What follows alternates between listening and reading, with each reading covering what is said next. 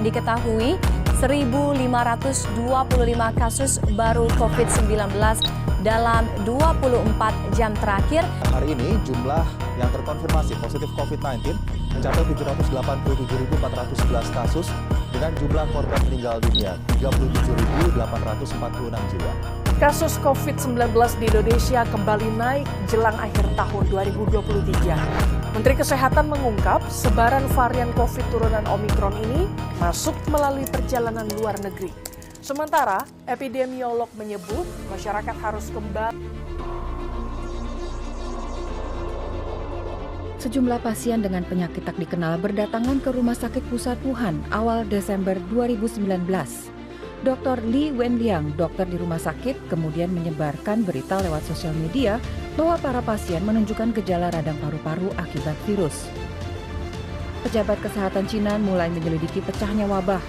Sejumlah pasien pertama punya akses ke pasar ikan Huanan yang juga menjual binatang liar. Tanggal 1 Januari, pasar ditutup. Mengawali tahun 2020, pejabat kesehatan Cina mengumumkan penyebabnya, sebuah virus corona jenis baru. Seorang pasien berusia 61 tahun jadi korban meninggal pertama. Jumlah yang terinfeksi meningkat drastis. Tak lama kemudian, Thailand mengkonfirmasi pasien corona pertama di luar Cina. Jepang melaporkan kasus perdana berikutnya. Tidak ada di antara pasien ini yang pernah datang ke pasar di Wuhan. Kemungkinan besar penularannya dari orang ke orang.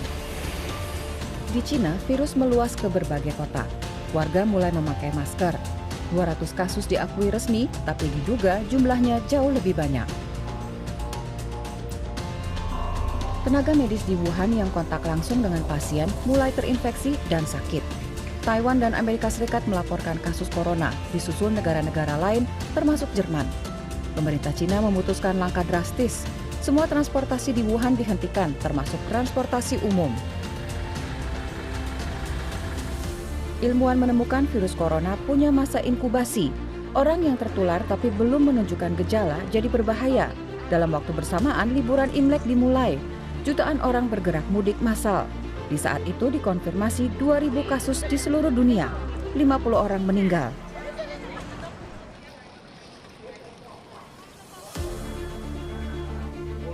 WHO menyatakan wabah sebagai situasi darurat kesehatan global dan menyerukan tindakan terkoordinir internasional. Awal Februari, Wuhan tetap ditutup total. Semua provinsi di Cina daratan melaporkan adanya kasus corona.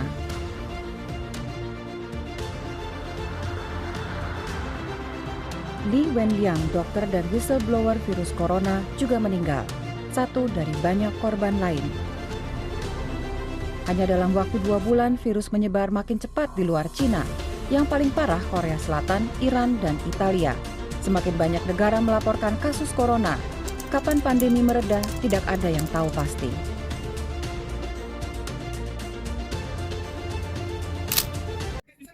Satu, tidak sengaja menghirup percikan ludah, droplet yang keluar saat penderita COVID-19 bersin atau batuk.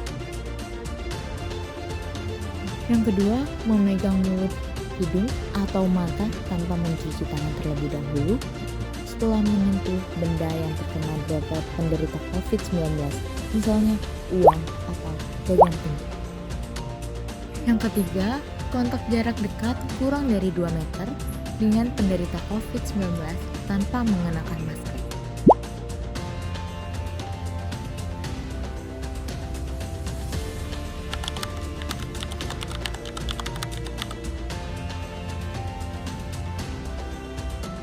Gejala pertama, mengalami gejala umum berupa demam selama beberapa hari.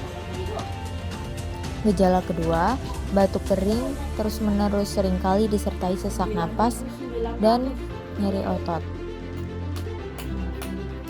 Gejala ketiga, hilangnya indera penciuman dan perasa, tidak bisa merasakan bau parfum maupun makanan. Gejala keempat, sakit tenggorokan, sakit kepala, dan nyeri otot. Virus mulai berkembang biak. Dan gejala kelima, mengalami diare karena virus mulai menyerang sistem pencernaan.